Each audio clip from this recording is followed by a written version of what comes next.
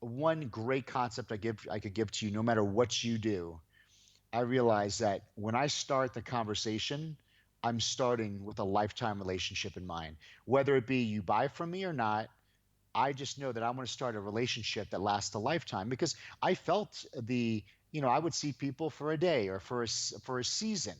And yeah, they would get results, but nothing beats entering into a relationship for a lifetime. And so now I have all these lifetime patients, like over 1,000 patients that come a week. Just they're in for life. And so it was so crucial for me to be able to step out, still pursue my next evolution of who I am with my family, and have gracious patients that are in for life. It really was a business technique, not even a technique, a business principle, starting from the very beginning, not for the quick sale, but for the long-term lifetime investment for that person. Do you want to earn more? Work less and enjoy what you do each day. It's no secret, it can be done. This podcast with Dr. T will not only educate and inspire you, it will also teach you how to do more and be more with the time you already have. It will be like a shot of adrenaline straight into the heart of your business. Here is your host, Tyson Franklin. Hi, I'm Tyson Franklin, and welcome to this week's episode of It's No Secret with Dr. T. Now, with me today is Dr. Chris Zaino. He's a speaker, entrepreneur, former Mr. America, and he has been a professional bodybuilder. At the moment, I'm talking to him at Hero Headquarters. Dr. Chris, how you doing? I'm doing great, Tyson. Thank you so much for having me on. And everybody that's listening right now, I appreciate you, and we're going to have a great time today. I think we will too. And so I've got to ask the question, the Mr. America, what was that like winning that title? I mean, it was great. That year, Tyson, was a pivotal year in my entire life. So in 1998, I won Mr. America. I was 21 years old. So, I mean, what a moment. That same year, my dad passes away. In that same year, I graduate university here. So I got my degree in exercise physiology. And so with that title and with my degree in exercise physiology, I started working with some of the Orlando Magic privately. And you would know this show. Back in the day, they had a show called Xena Warrior Princess and Oh, yeah. Hercules. Yeah. Right? It's Lucy Lawless, right? Yeah. So they did most of their filming. They did all their filming, most of it in New Zealand. It's beautiful over there. Yeah. And they would do a lot of the close-up scenes and whatnot at Universal Studios Florida. And that was the show where you really needed to have this gladiator look. And so I was the trainer on the set to work with the celebrities there to get them in that gladiator look for the show. And so I mean, it was great. And then the internet was coming around. I started writing for multiple websites and cover magazines. So it was a pivotal, great time of my life for sure. Xena Warrior Princess, that was a huge show in its day. And that opened so many doors to so many other shows that were very similar to that. Did you work on other shows as well? It was just the Xena and the Hercules shows. It was just those. But yeah, they did have lots of spin-offs of different shows. And it was great. They had a great run for at least over a decade.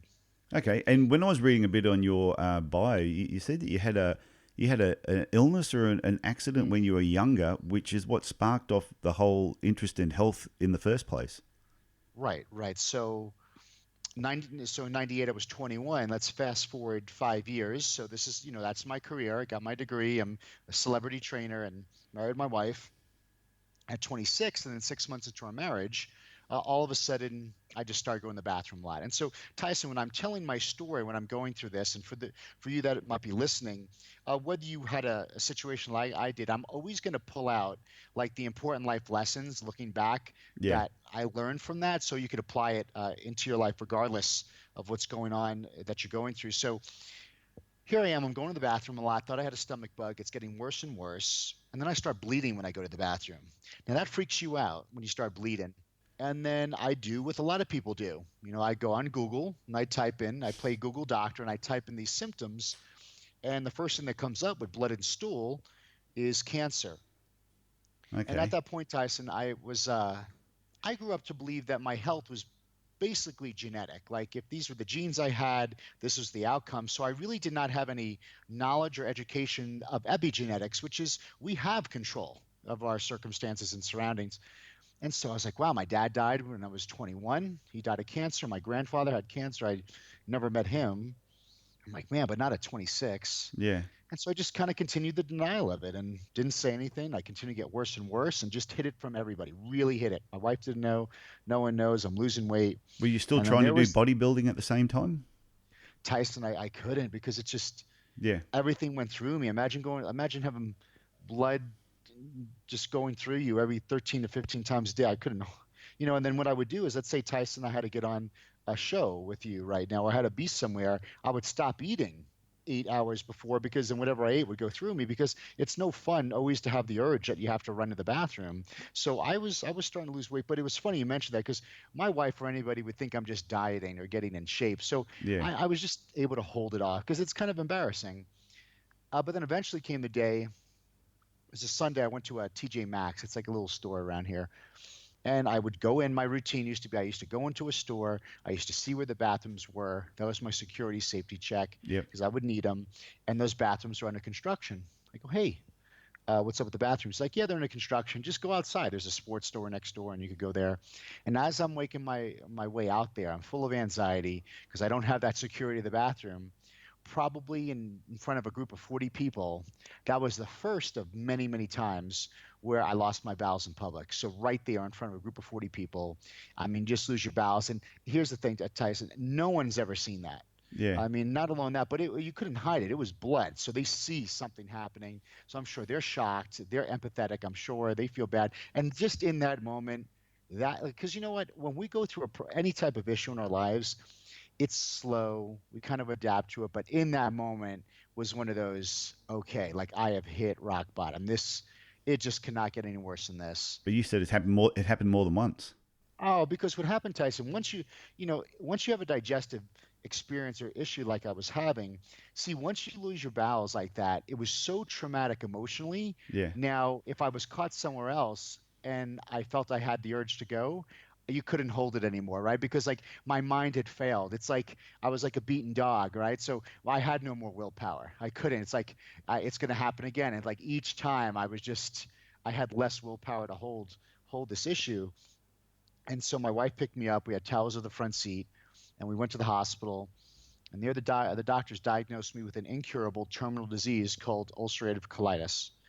And so this is a digestive disease where your immune system is literally eating you from the inside out. Your immune system's attacking you. Yeah. So I put me on a lot of medications that weren't working. The medications were so harsh on my body. It gave me a medically induced hepatitis. So I got hepatitis from the medications, being treated for all these things. I got addicted to Xanax and Valium to go to sleep. Then I was sent to other doctors, the four best doctors in the world. I was put on chemotherapies, Remicade infusions, organ rejection medications like a bubble boy to shut down my immune system, because that's what it was. My immune system was fighting myself. And it got to the point where I was sterile. I wasn't able to have children, they said. And I went from 230 pounds. So Tyson, when you just saw me, I'm about 215 now, right? So I was about 230 pounds. Imagine me going from where I am now to 158 pounds in about 4 months. And now the only option they said is, we're going to have to rip out your colon. We're going to have to take out your entire colon. You'll have a hole out of the right side of your abdomen. We're going to put a colostomy bag there. It's going to break. It's going to leak. It's going to get infected. You'll have multiple surgeries. Be on $6,000 worth of medication for the rest of your life, along with being sterile. Just the option was not good, but they set me up for surgery in about a week and a half. Yeah. And so then I went home to see my mom. So we don't realize, like, when your health's being affected in any area of your life, it affects everybody. So here I'm going to see my mom. My mom lost my dad. My mom lost two other brothers that I had. One died from a heroin overdose that she found. One died from a freak accident. This is her third son dying. So, I mean, it just affects everybody in your life. She's sending out the emails, the prayer emails. And everybody responded that the surgery would go well. And then one person, my anatomy teacher from high school, says, listen, I want to see Chris when he comes into town. So I flew into town, saw my mom before the surgery. There's my anatomy teacher. And Tyson, he says, listen, Chris, I need you to go see my doctor. He's a corrective care chiropractor, and it'll change your life. And I looked at him almost insulted because, first of all, like, my experience with anything chiropractic was someone stretched my hamstrings or taped my ankles. So I was like, how's a muscle modality? I have this organ disease, and I've done everything. Like, I went to the best. So I just really, there was just impossible. I just didn't see this. And I said, listen, I appreciate you so much, Dr. Belman, but I tried everything. I've been to the best. And if you're listening right now, no matter if you're going through a tough financial time, relationship time, business time, or health time, when you're going through the toughest times, always be keep your ears and eyes open for the people, places, books, music, or movies that where one line, one sentence could be said to you that may shift your perception that will totally change your life. So I said, listen, thank you so much, but I tried everything. And this is what he told me. Tyson, he says, well, you didn't try everything, because if you tried everything, you would have had your health. Yeah. Or if you're listening, if you tried everything, you would have had your goal or your results. And it woke me up. I'm like, because I was like, holy cow. I realized in the time, like, when you become, in order to become a victim or lose hope or become hopeless, that in itself is a disease. It's so slow. You don't see it coming until, because you really believe and you even justify, well, you don't understand. Like, I tried everything. I did everything. I did everything you told me to do. So I didn't realize that I really fell into a victim state or a hopelessness state, not realizing it until that question just kind of jolted me out of it a bit. So I was like, he's right. So I went to see this doctor, and he just taught me how our bodies heal. Our brain controls everything, right? Our nervous system is protected by our spine.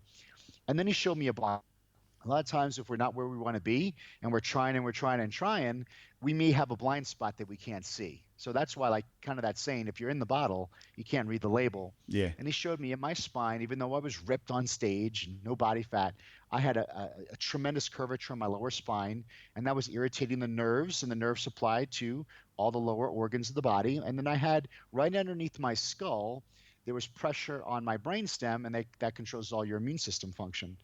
And so there was blind spots that I didn't feel them, but they were there. So there's the blind spot. And so Tyson, once again, I say, listen, okay, well, you're just another false hope, because all I've been given was false hope and false hope. And once this happens and that happens and you'll be better, and nothing worked. So I just asked the doctor this question. I'm like, when am I going to be better?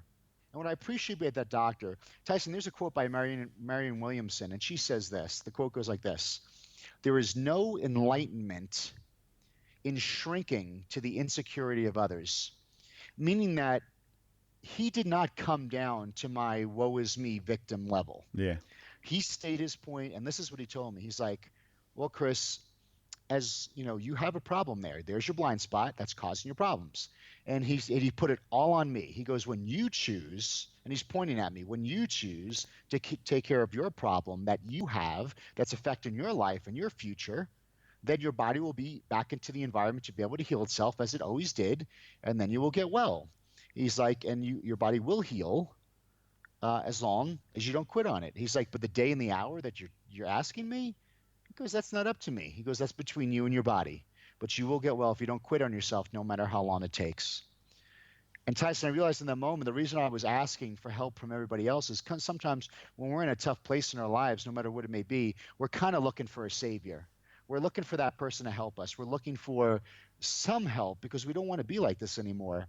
And for him to just pull it all and just point it and just say, no, this is you. This is all about you taking charge. I realized the only one that I could save was myself. And I wish I could tell you that correcting the problem in 1 week I was fine and everything was great, but it wasn't. It wouldn't be that simple. No. So all this happened. So prior to this, you had already won Mr. America. You were a pro bodybuilder. You had worked on movie sets. You already had your degree in exercise physiology, and this all happened after that. Just when life was looking really good for you, you were pretty much kicked in the guts. Tyson, massive unknown. And we'll talk about it later. So you see, if you guys are listening, do you see the unknown?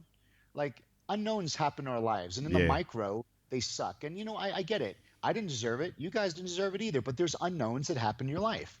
But little do you know what's really coming about in your life from that. It's true.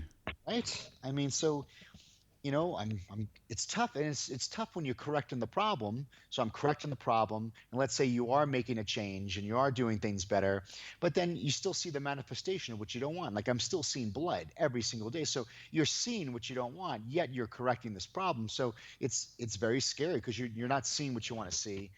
And then over time, I'm off half the meds and I'm off all the meds, and the blood is kind of coming down. I'm gaining a little bit of weight. So I tell people, stick in there and give yourself all the time you need until you start seeing momentum. When you start seeing a momentum, which was me 3, 4, 5 months into it, now I have some momentum. Now I know I'm going in the right direction. And 7 months in correcting that problem in my spine, allowing my organs to heal, my body healed itself from an incurable terminal disease called ulcerative colitis. And that was 16 years ago. And so it was a 7 month period. And like you said, over a period of time, you started to Yeah. notice a little bit of some positive results. And then you use that momentum from the positive results to just keep moving you forward and giving yourself belief too that there was going to be light at the end of the tunnel. Tyson, you're right? Because you don't need faith when you know. So the whole thing is when you see the momentum, when you see the positive results, then there's no faith needed anymore because you saw it, you believed it. Because we really go by our senses, but so I think that's a very important point for how many of us we start something, and we only give ourselves so much time or so much energy or so much Yeah. investing into it, and we stop or we quit, and we could be just another week away from the breakthrough, or we could be another week away from the momentum. So it was so critical. Here's in the beginning, I wish I could tell you I had a positive mindset and I had this strong discipline and will, but it was hard and frustrating because when you're doing something and you do not see the results you want to see, it's heartbreaking. It really is heartbreaking. But I knew the other option. I know the alternative option of getting the surgery and having no kids and being under medical debt and being depressed and becoming a victim, and really that would have been my identity as being this person who was sick or dead. So I I just hung in there, and let me tell you, like, and it's not other people saw the results first. That's another thing we got to realize. Like, when we're doing it for ourselves and working on our goals, we're the last ones to see Yeah. the improvement. But I mean, so even though my mom, hey, you're doing, no, no, it just went about the day where I said yes, I made the right choice. I made the right decision. I'm going in the right path. Then we don't need any extra. You don't need willpower at that point either, because now you know. And once you know, then the momentum's there and you just cruise from that point forward. I like what you said though, where a lot of people they tend to give up because they're not seeing a massive change. Their whole life hasn't changed one way, or another, what it is that they're aiming towards, but they don't realize the day you give up, the only time you fail is the day you give up. As long as you do not give up, then you have not failed. 1,000,000%. Yeah. Because look what happened. So from that story, then I said, look at the unknown of that story. So I don't even call it a disease anymore. I had this health experience. And through that experience, I said, wow, this truly changed my life. I knew nothing about chiropractic, or even more upsettingly, um, when I was exposed to chiropractic, no one told me about this type, or this is what it really was. And so I was kind of annoyed that maybe it was something I could have avoided when I played sports, and someone told me exactly what it was. And so I went back to school. So I went back to graduate school. If you told me, were you going to be a chiropractor? Never planned it in a million years. Out of 100 things, it wouldn't even made the list. But I went through this experience, and this experience of contrast, right? Not a good experience, but the experience taught me, number one, what I didn't want in life. And when I was sick, I did not want to be sick anymore. And a lot of Yeah. times we focus on what we don't want. But at the same time, at 26, I knew what I did want. I wanted to be healthy more than anything else. I wanted to go to I wanted to go to the bathroom normal. Like, right, so a lot of times when we go through a tough time, it's just not it doesn't just clarify what we don't want. It clarifies and gives you an obsessive desire on what you really want that maybe we took for granted. So I went to school. 2005, we opened up the practice in Houston, Texas. We became the largest clinic in the history of the world. We saw over 2,800 people per week, Wow. consistently. That's a lot of people. It's a ton. It was awesome. The average office sees 100. So we 28x that, and I can tell you guys exactly the hero secret sauce that you could apply to your business and life, no matter what you're doing, to be able to get those type of results and be the best in what you do there. And I have a wife I take care of today. I have two beautiful sons that I never would have had, Justice and Titus. Yeah. I have 100% financial security. I found a profession that I made a huge amount of impact, helping hundreds of thousands of people. I mean, checked off every single box. And what scares me every time I tell this story, Tyson, is what if I listened to everybody and did the surgery? But also too, what if your biology teacher had not cared enough about you to give you the recommendation to do something, for him to actually get off his bum and say, Right. hey, Chris, I have something that may be of interest to you, and you actually listen to him. Right. I mean, look at all the unknowns that had to happen. And then, right, because he could easily said, "Oh, I feel bad for that kid." We have all gotten those emails, and Yeah. I'm sorry, I feel bad for that person. But yeah, he had enough confidence and belief in his heart to say, "Listen, I don't know if I'll help him, but I'll give it a shot." And he didn't take no for an answer. And then you're absolutely right. But at the end of the day, I had to make that decision. Yeah, but something that I think you did is back in your early days when you had that relationship with that biology teacher, you'd obviously done the right thing for him to even care about you. You had dug a well way before you ever needed the water, and then it came back to you later on in life. That's such a good point, Tyson. Thank you so much for that. That brought more healing to that story for sure. Yeah, Dr. Belman was one of your favorite teachers that you remember in school. Yeah. Super cool teacher. And you ever remember that cool teacher you guys had in school? You Yep. always did good. You always liked that teacher. He'd be the teacher who would curse once in a while. And we thought that was so cool. Yeah.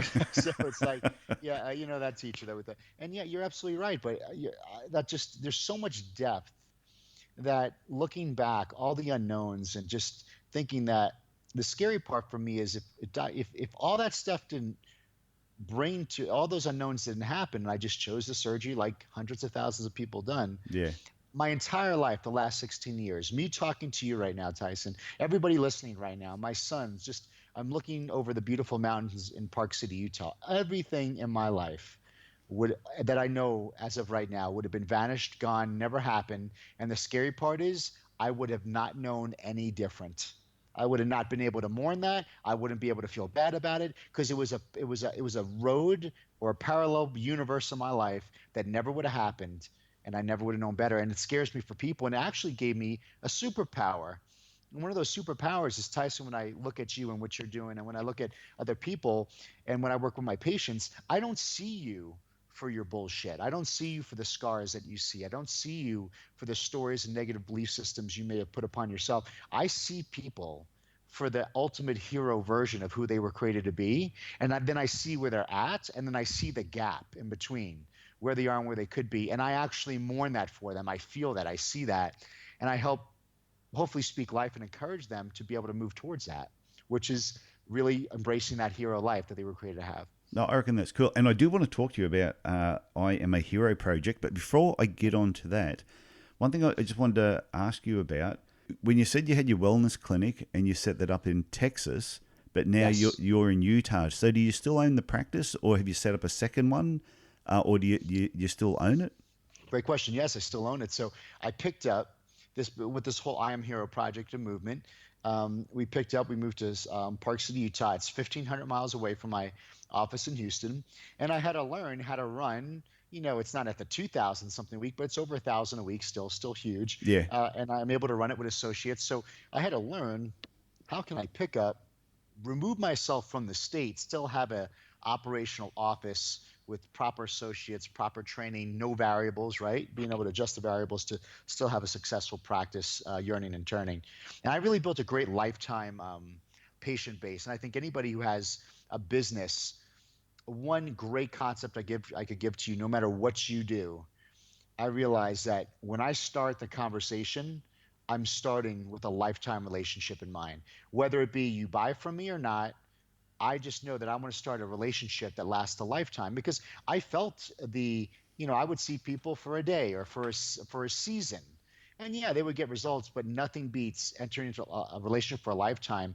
And so now I have all these lifetime patients, like over 1,000 patients that come a week. Just they're in for life. And so it was so crucial for me to be able to step out, still pursue my next evolution of who I am with my family, and have gracious patients that are in for life. It really was a business technique, not even a technique, a business principle, starting from the very beginning, not for the quick sale, but for the long-term lifetime investment for that person. I like that. So you were thinking right from the start, it's the lifetime value of the patient as well.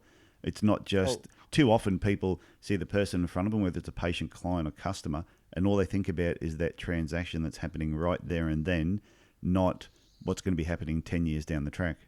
Oh, so right, Tyson, because you don't know what's going to happen 10 years from now. Like, how about in 10 years from now, you do want to move or you don't want to be in the brick and mortar every single hour of every single day. And you'd be like, crap, I was trying to go for the quick sales. And what if I would have built such a great client base that, I mean, it's this residual practice is there and waiting and it's developed, it's cultured. It was really one of the greatest things I did to develop that culture in that office for sure. So how did you build your wellness clinic to be 20 times bigger than the average chiropractic clinic or wellness clinic? Great. So that's part of my hero, what I call my hero secret sauce. Oh, a hero Is secret sauce. I like that. Hero yes, I secret love it. sauce. I love it, and it really, again, most of these things that we find out in life, it's not from the great times in our life. It's from a moment of panic. So, Yeah.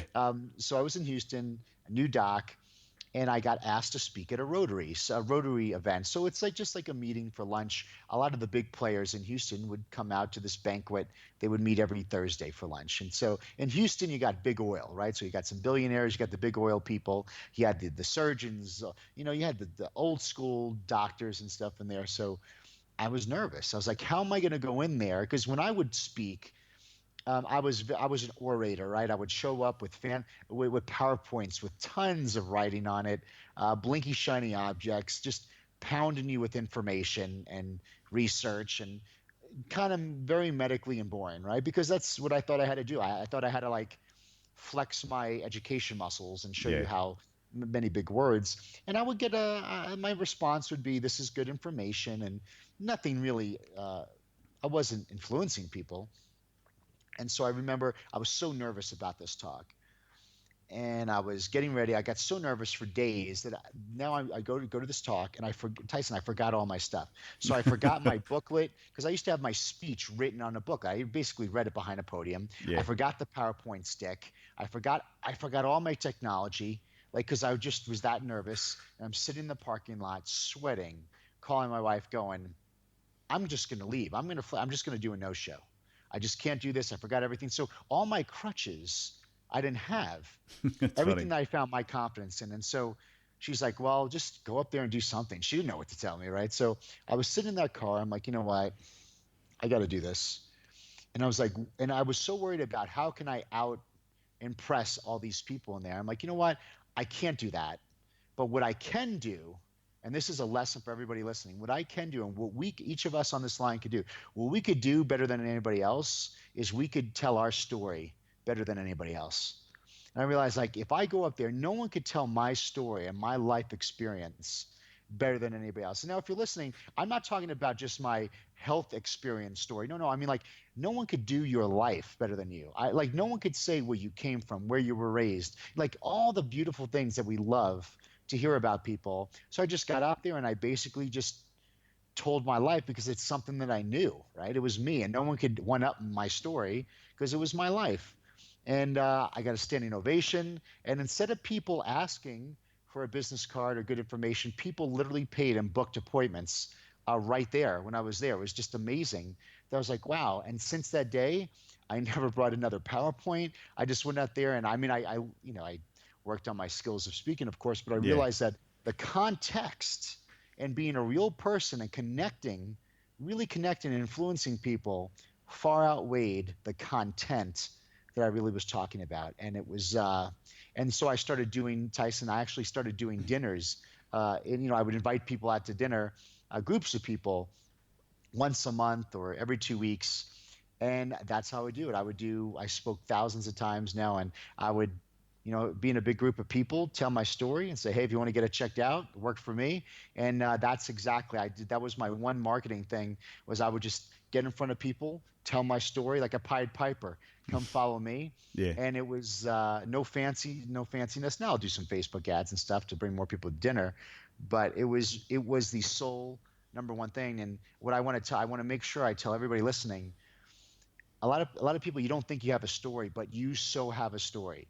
And it's because your life is a story. You're a human being, you have a story, and everybody loves to hear about other people's story. You just have to be able to bring it out, and don't take for granted. A lot of us take for granted the life we live because it's either no big deal or it's not exciting to you. But for someone else, your story is so inspiring, it's so moving, it's so enlightening to somebody else because you went through real life experience as a human being. That's what we love. That's what we love hearing about other people's stories. So that is by far my number one reason why we grew to the level we did, for sure. Yeah, but I think what you said, the best thing about your own story is you're not trying hard to tell it. You're actually saying it as it is. You're telling the truth, and people can see through truth. I think people can see through bullshit. If someone is, how can I put it? I listened to someone on a podcast recently, and they were talking about their background, but as they're talking about it, I'm picking holes through what they're saying because there were gaps, and I'm going, I think half of this is made up just to make it into a good story. But I like what you did. You put away all the safety net, and you got up there and just spoke from the heart, and that's what people want to hear.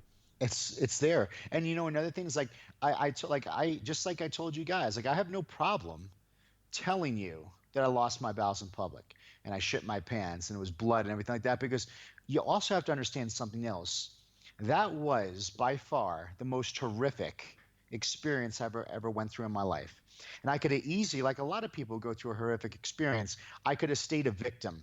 I could always use that as an excuse of why I didn't want to be. Well, you don't understand, Tyson. You don't understand what I went. Like I could have played that card. Yeah. But what I realized is when I told my story, and I know in order to connect to people, I have to be willing to go to the deepest, darkest points of my story in my life. And I noticed over the years, telling that story the way I do and not holding anything back, what I didn't expect was a massive healing to happen in my life, meaning that I was able to look back at that story, touch it with love, meaning that was the greatest teaching experience of my entire life. It became the greatest blessing, the greatest catalyst of who I am today. It's like I could tell you so many stories and laugh. I could belly laugh with you, and people are like, how can you belly laugh? It was horrible. I'm like, no, you don't understand. It's not my disease. Like it was never mine. It was an experience that taught me. It was such a master teacher in my life. Like when I tell you I love it and I embrace it, and I think that's so powerful. Someone listen, like you guys might have went through some tough stuff growing up, abuse, rape, you name it. And it's like you're thinking, well, how can I ever touch that with love? How can I ever see that as a great teacher? You know what? In time, if you're able to get to the point where you could tell and help others with your story, you'll start to see how that actually created the magnificent person you are today, how it's been able to help people. And then you actually touch that with love and see it as an experience and as a teacher, not as something that held you down under the water. That is fantastic advice. Now, can I ask you about the Hero Project? What is the Hero Project? So the I'm Hero Project was, I find myself at 36 years old. I checked off all the boxes, right? So I got the money, the number I always wanted to hit. Boom, I have that. That's the worth. I got the Lamborghini in the garage. I got the paid off built house, 2 beautiful, healthy kids. Well, beautiful wife, a job with an impact. Check, check, check, check. Like what society says is the ultimate form of success. I checked it off. Yeah. And then it felt like the Truman Show. I hit the edge of the globe going, wait a second. It didn't turn out the way you said it would. And then I started feeling depressed and numb and disengaged. When you say it didn't turn out the way that you meant, do you mean like once you got all those things and you sat back and went, hang on, I've achieved everything. Where's all the balloons and streamers and people cheering and the brass band? Where's that? That didn't come? For 36 years of my life in school and movies and media and society saying, once you could achieve this, check, check, check, check, check, then you made it. And I realized the mistake I made was thinking that there was boxes to check. Yeah. And it was tough because I wouldn't even have a conversation with you, Tyson, because who am I going to have a conversation with that I feel kind of depressed or numb or disengaged and unfulfilled, and without someone saying, what's wrong with you? Stop being ungrateful. And I wasn't ungrateful. It was just, there was something like unfinished business in me. I just didn't have words for it. And then I would go to work, put on the smile. I was feeling heavy and something didn't feel right. And then one day my son goes to his mom. He goes, hey, Mom, what happened to Daddy? And Tyson, he said it in a way, Tyson, where he knew it. My kid's ready. He's like, what happened to that heroic, on fire, save the world dad? Like he lost something. And so I kind of went into recluse and I said, listen, I'm really going to find my why. Like, why am I doing this? But I wasn't going to bullshit myself. Like a lot of times when people say, what's your purpose? They give us the success 101 answer. Well, I want to help people. No, no, no. I was like, I'm going to be real. Why do I do what I do? To help people? No. Why do I want to do it? So they can reach their potential in life. It just didn't feel right. Then finally I got down and I'm like, you know what? I just want to be admired for achieving great things and doing something in the world that it's never seen before. That's why.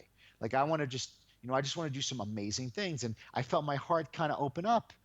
And so these words are coming out: admired, achievement, contribution. I'm just typing it on my phone because I'm just trying to make some sense out of it. And then I saw the definition of hero pop up. So the definition of hero is one who is admired or idolized for courage, contribution, outrageous achievement, and nobility. I was like, wow. I felt like a little kid. I was like, wow. And I was kind of like awoken, and I was like awoken to the fact that that was really the signpost of my life, and it really was the signpost of all of our lives. We always, when we were kids, we had that heroic attitude, and we always wanted to be heroes. And I won Mr. America, Mr. Universe. I worked out to look like a hero. I beat this deadly disease, and then I became a doctor. So I realized what happened in the moment. Like I had the achievements, we checked off the boxes, and I had the contribution. Yeah, I Yeah. helped people, but Tyson, here was it. I didn't have the courage. I didn't have the courage to allow myself to become and evolve in who I was really created to be. And I'll tell you why, because I was living a secret identity. And my secret identity, or if you listen, what's that secret identity? It's a less than watered down version of yourself. And for me, it was this: I let my job dictate my identity. So that doctor name, that Yeah. was my identity, Dr. Chris. So anything outside that field, Tyson, meant me leaving the comfort and of my identity or losing my lane. So I stayed there, no matter how comfortable or tormenting it was.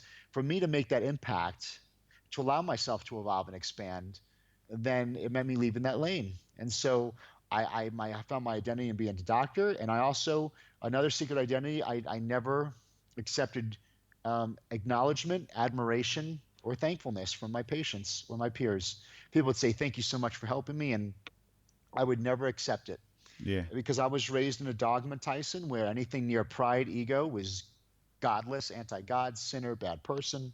So I really fell into this, and I lived this life of false humility. And when you live a life of false humility, it just destroys your self-worth, your self-esteem, your self-value, and you start to resent people because deep down, like a little kid, you want to stand on the table with a cape on with your chest high and say, you know what? I did good stuff. Like, Yeah. you know what? It wasn't like I really did play a part in helping this person. And I just did a lot of soul searching, and then I realized that this whole time, these feelings I was having, and if you're listening right now, I will nail it. If you're going through this, when I say this next phrase, you'll know what I'm talking about. So I wasn't numb, I wasn't disengaged, I wasn't going through a midlife crisis.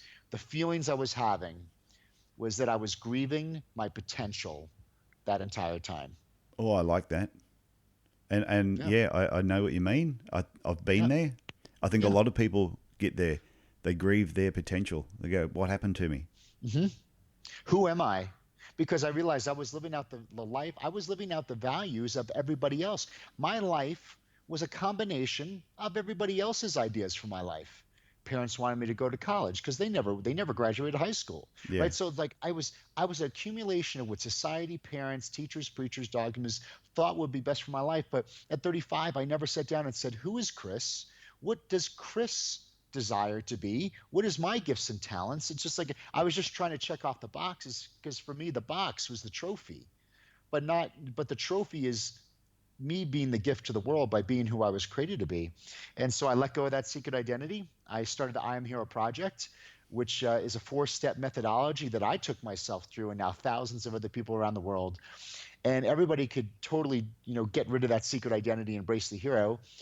And during working with many people privately and through coaching, it's amazing, Tyson. Along with myself, people have found the courage by pursuing careers according to their purpose. Yeah. Now, there's plenty of depressed 100 millionaires out there, and now they could do what they love to do. They found the courage by healing, by healing and restoring their families, like it did mine. Because now, when I'm doing what I was created to do, I'm a better dad, a better husband. I'm not this depressed, angry, disheartened person.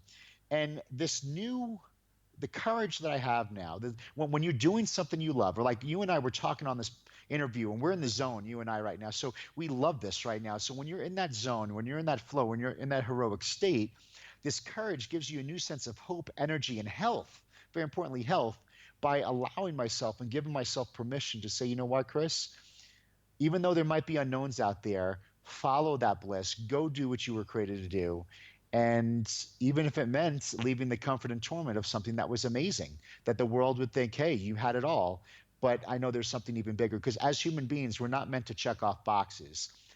We check off boxes because we want to reach some goals, but as you get to checking off the box through that experience, automatically a whole nother set of boxes are going to pop up. So it's like climbing a mountain. Mm. When you get a different perspective or view, you're going to see there's all this other stuff in your life, and that's not a wrong thing. It's okay. We're created to always want it to be expanding and evolving and growing, and so that feeling is not to be demonized.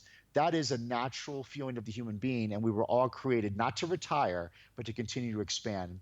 And so really my purpose today is I resurrect heroes out of the complacency of their secret identity, so people such as yourself and myself and everybody listening, you could live heroic lives once again by expressing and experiencing true love right now. Meaning it's not about a conditional life where someday when you reach this number or reach this thing. No, it's experiencing true love right now in every area of your life, so you could, express the gifts and talents you were always given to the world.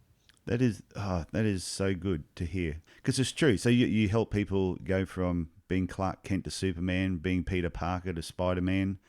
And you know what's interesting when you say all that, and you talk about superheroes and their secret identity. When you think of Captain America, who is like my favorite superhero, he's probably the happiest superhero out of them all, because he's the only one that actually doesn't have a secret identity. You nailed it. I'm so glad you brought that up. The reason why the name of my program is called I Am Hero, because I was sitting in Iron Man 1. Yeah. I was watching that movie, and Tony Stark was supposed to announce that his sidekick was the Iron Man, and he was getting ready to do it. And then you could see he did such a good acting. You saw the conflict, that part of him kind of wanted to be admired for that. And then he looked at the card and he looked at the crowd and he goes, I am Iron Man. So Marvel became the first. Marvel has destroyed DC because none of those characters have a secret identity. Thor is Thor. Iron Man is Iron Man. Just like True. everybody's like, this is Yeah. who I am. So, and I think why as human beings do we gravitate towards that? Because deep down, all of us, something jumped in the side, because just like a little kid, we want to be able to stand up, have that pride and ego and humility to be able to say, like, I am ... I am important. I am special. I am somebody. But we're told that we have to shrink. No, you're not allowed to do that, because there's other people that aren't like that. So we're told in society to shrink for other people's insecurities versus standing up with your chest high and shining your light to inspire others to give themselves permission to rise. And so my I Am Hero project is about inspiring others to rise up, not for us to shrink down to hold a pity party for people why they haven't unlocked and become who they're created to be. So a secret identity doesn't serve anybody. It's a less than watered down Yeah. version of your truth. It's rots your soul. It causes a secret identity causes cheating. It causes drug abuse. It causes depression, because that's what happens. You're hiding in this torment, so you try to distract yourself with drugs and affairs and alcohol and you name it, because you're reaching those things to get some type of excitement or numbing, because you're denying the expression of who you were created to be. So how can people find more information about the I Am Hero project, get in contact with you? If people want to stalk you, in the dark, late at night, how can they find you? You like that? Did you a bit of stalking? Yeah, I did like that, the stalking. Well, I have a gift for you guys. So because we kind of mentioned a little bit about the hero secret sauce, I want you guys to have full access to that. If you go to iamhero.com/secret, so iamhero.com/secret, I have a gift for you. So it's my hero secret sauce. So I basically distill the characteristic traits that you could apply to your life in multiple areas, whether it be winning Mr. Universe, Mr. America, having a huge successful practice. Like, there's some characteristic traits that you could apply to your life, and so you get a PDF. You also get videos. It's like a master class. That's all for you guys. I want you guys to have it. So go That's there, cool. check that out, and enjoy. That's my gift to you. Thank you. Can I just ask you something for a sec before you go on? So I introduced you as Mr. America, but you won Mr. Universe as well. Yeah, well, I mean, well, Uh, later on, I yeah, apologise like for that. no, don't apologize. That was kind of that thing. So around 35 or 36, I told you I was feeling numb, depressed. I checked off the boxes. So one good thing, watch this. I chose, hey, let me see if I still got the bodybuilding in me, because I never closed that area of my life. I got sick, right? So I chose to do bodybuilding again. It was so irrational. It didn't make sense. It wasn't logical. Yeah. But the thing is, you know why I chose that? Because I needed to grow and need to be grow, like literally like grow and develop in some area of my life again to feel excited again. So see, I chose bodybuilding, but the cool thing is, like, if I didn't choose bodybuilding, I could have easily chose an affair, drugs, alcohol. So what I that was my outlet of trying to find excitement or something to disrupt the status quo of my life. Yeah. And it just happened to turn out really good.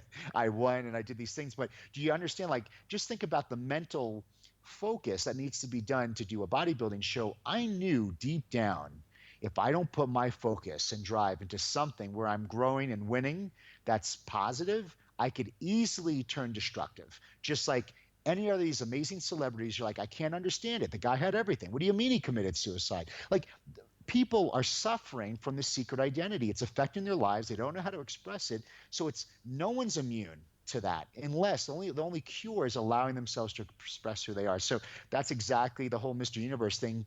Really was a side effect of me trying to distract myself from trying to figure out why I was feeling that way. So when did you win that? That wasn't too long ago. 2016. Oh wow, okay, Yeah. that's great. Yeah. Like I said, because when I was looking up everything, and when I knew I had you locked in as a guest, and I did my research, you don't talk about it much.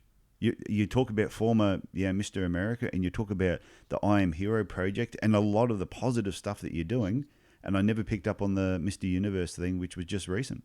Yeah, and because it was my way of distracting myself for sure. You're a humble dude. So yeah, well, it is, it's not, and that's part of a hero. Like, what people, a hero has pride, a Yeah. hero has ego, and a hero has humility, because in the humility comes the courage. And, so a hero has all that, because why do they have pride in it? Because a hero knows that their message is important. They have pleasure and satisfaction in what they do. They have enough self-confidence to know that they can help people. So you need that healthy pride and ego, but they also are humble at the same time, because I know, just like anybody else, that I saw the route, I saw the road I was able to go. I saw that road, so I channeled it into something less destructive, let's say.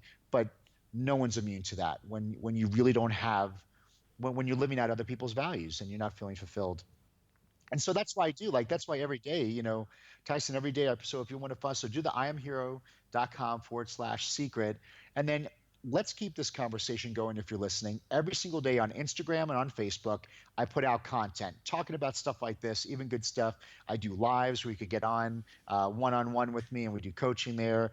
And it's all good content. And that's on Facebook or Instagram, and just under Dr. Zaino. And I answer all my text or messages, and I answer I comment on all. If you comment on, I always comment back, because that to me is a big value of mine, because social media is that. It's engaging with people, Yeah. and connecting with people. And because otherwise it's a distraction. But if I could engage, like Tyson, I mean, look, holy crap, look how far away we live. It's just like that is, so social media is not evil. It's like, if you use it correctly, which is social engagement with real human beings, that's the key word, real human beings, Yeah. and develop Yes, a I know. relationship. It is one of the greatest tools and gifts I could ever think of. And I've met so many amazing people such as yourself. Oh, thank you. So it just has been, and like I said, I just express and appreciate you and what you've been doing, and everybody on this line, for sure. No, this has been great. And I have one final question for you. And this is a question I ask everybody at the end. It's called my Monday morning tip. Somebody has bumped into you, they've listened to this podcast, and they're going, okay, I know the Monday morning tip's coming up. This is fantastic. What am I going to do? So the person walks into work Monday morning. What's the number one bit of advice or tip you would give them when their bum hits that chair Monday morning, or when they open up the office door? What's one thing that they should be doing? Got it, 100%. A hero is not a perfectionist. See, a perfectionist, I used to say I was a perfectionist because you know what I was doing? I was hiding behind excuses and justification not to move forward. I was trying to self-righteously say everything had to be right, but I was just scared. A hero is what I call a potentialist. What is a potentialist? Monday morning, when you sit on that chair, this is your only goal for the day. A potentialist does the best they can with what they got in the moment they have it. That is all you're responsible for. So some Monday mornings, you only got 60% in the tank. But you know what? If you give all 60% and you do the best you can with what you got, that's 100% to me. So be a potentialist. It's not about perfection. It's about doing the best you can with what you got in the moment you got it. That is bloody brilliant advice. And that is a fantastic way to end this conversation today. Dr. Chris, I want to thank you for being on It's No Secret with Dr. T. It was a blessing. Thank you guys so much, and enjoy it, guys. And listen, if you enjoyed this podcast or during this interview, 5-star it. Oh, and, yeah. Please comment and definitely have me on again. I'd love to be on. Thank you. Yeah, that would be fantastic. Well, I think you'd have to agree that was one inspiring story from Dr. Chris Zaino, and going from Mr. America through all those health problems, ended up winning Mr. Universe, but sort of kept that to himself. It sort of just came up in conversation. But I love the I am hero concept, and I like the idea that we are all superheroes, and we just have to remove that secret identity, and we need to show people who we really are. So remember, if you want to connect with Dr. Chris, just find me at Dr. Zaino on Instagram. It's really easy, and it's Zaino. And don't forget to go and check out that free gift that he had at imhero.com/secret. Go and check it out. Now, if you have any questions after listening to this episode, please just send me an email, tf@tysonfranklin.com, or go to my website, tysonfranklin.com. And just like Chris said right at the end there, which I thought was fantastic, if you enjoyed this episode, please give us a 5-star on whatever podcast platform you listen to. Okay, that's all from me. Look after yourself, look after your family, and I will definitely be talking to you again next week. Bye for now.